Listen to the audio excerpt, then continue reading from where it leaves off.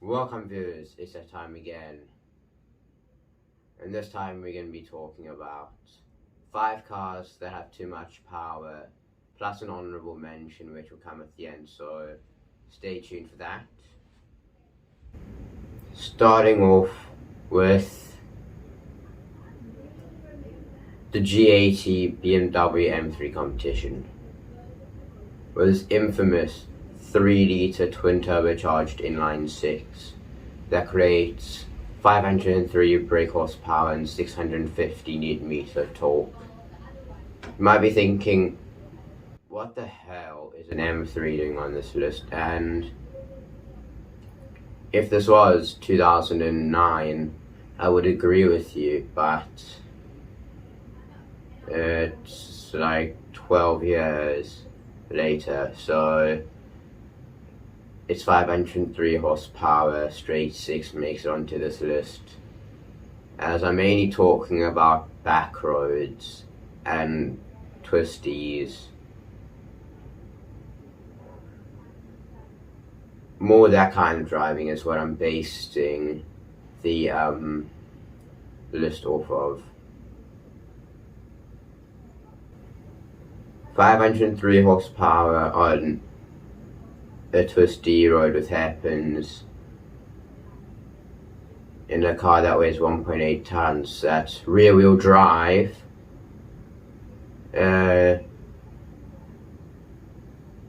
If you don't know how to hold a power slide, you could land up either the wrong way or in prison or completely embarrassed.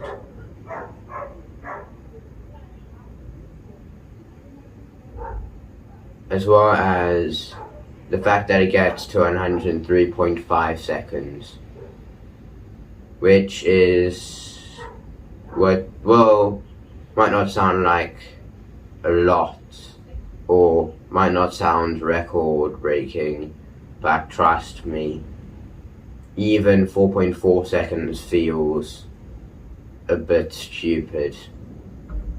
I mean, you still get that like almost chest hit. And the M4 competition convertible I went in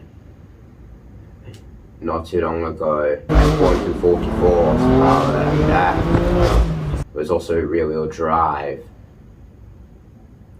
And even with traction on, would still pull a burnout, a decent one, a roller obviously, down a main road, and you just want your hook.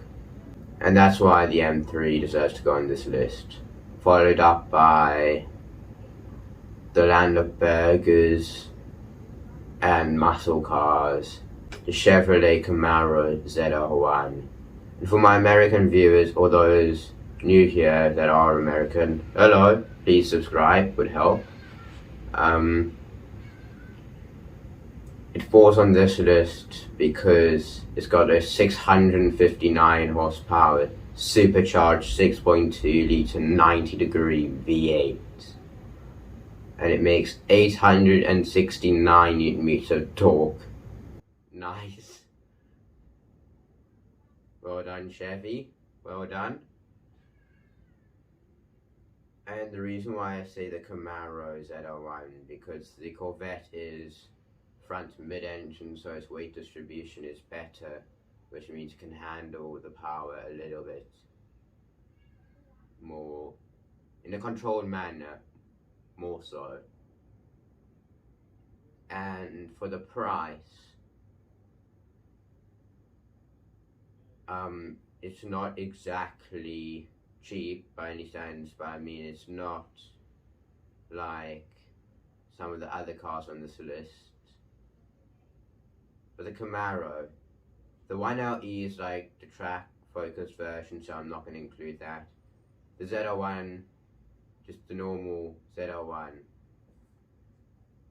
Well, I mean, you're going to be burning your tires first through to third, and maybe even beyond third. in pretty much all conditions if you really put your foot flat. You don't have to put your foot flat, but I mean, it's one of those cars that you just feel you kind of need to. Don't get me wrong, this and the M3 are both goddamn insane on a highway when you get a bit of empty space and you decide to gun it. I mean, I don't recommend speeding, I really don't. It's at your own risk. But when it's safe to do so and you do decide to plant your foot to the floor, that V8 and the M3 straight 6 they just take off. The McLaren 720S. You might also think, why the fuck is this on this list? Well, it makes 710 wheel and 770 Newton meters to the rear wheels. All of these cars are rear wheel drive. The first three are rear wheel drive. And it's a lot of power going to the rear wheels when you have the traction control off, which for the men who are driving it and do get a bit brave and challenge themselves, they could end up, well, the wrong way or in a tree. So basically, I'm not going to spend too much time in the McLaren because 710 wheel and 770 Newton meters is a lot when the car's not on fire, McLaren. We're getting into the more controversial zone, but I think it's supposed to be on this list. The Ferrari SF90 Stradale. The car actually, the Ferrari I really like, despite not liking Ferrari as a brand all that much, or pretty much at all.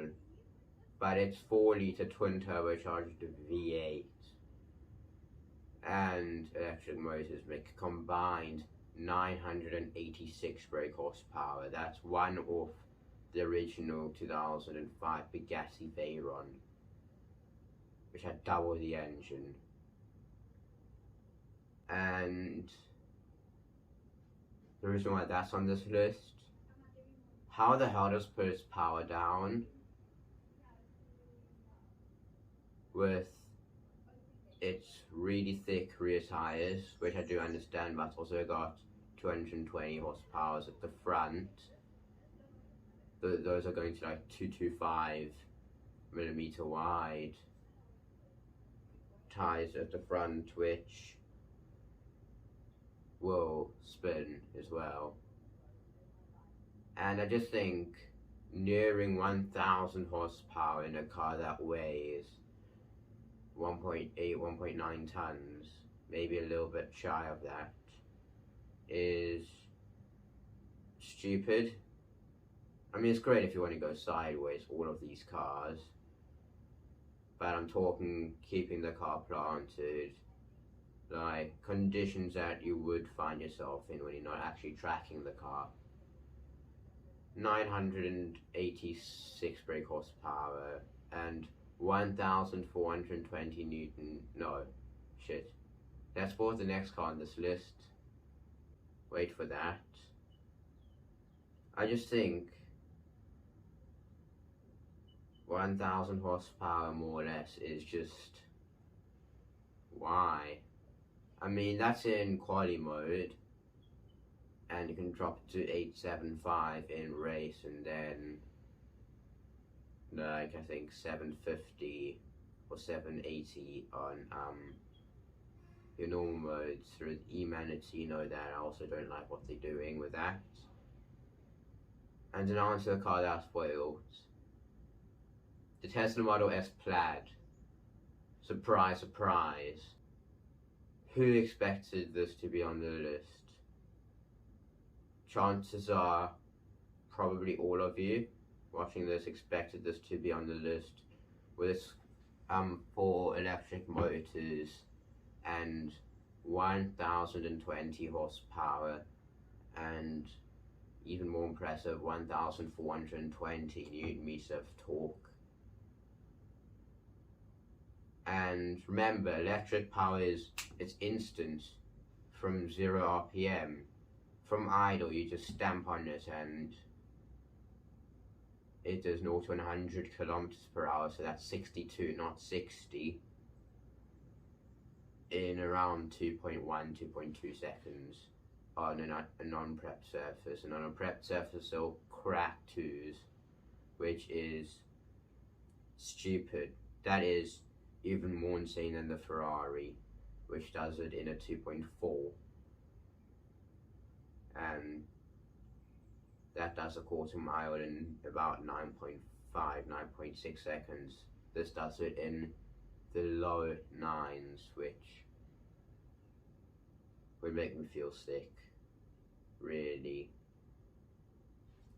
And that's in a 4-door, well, actually 5-door, family fastback sedan thing.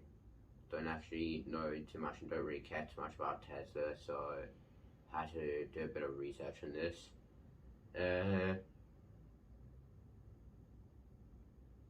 You have a sensitive throttle, a lot of weight, with all the weight being on the outer edges with the motors, not in a line, one for each wheel.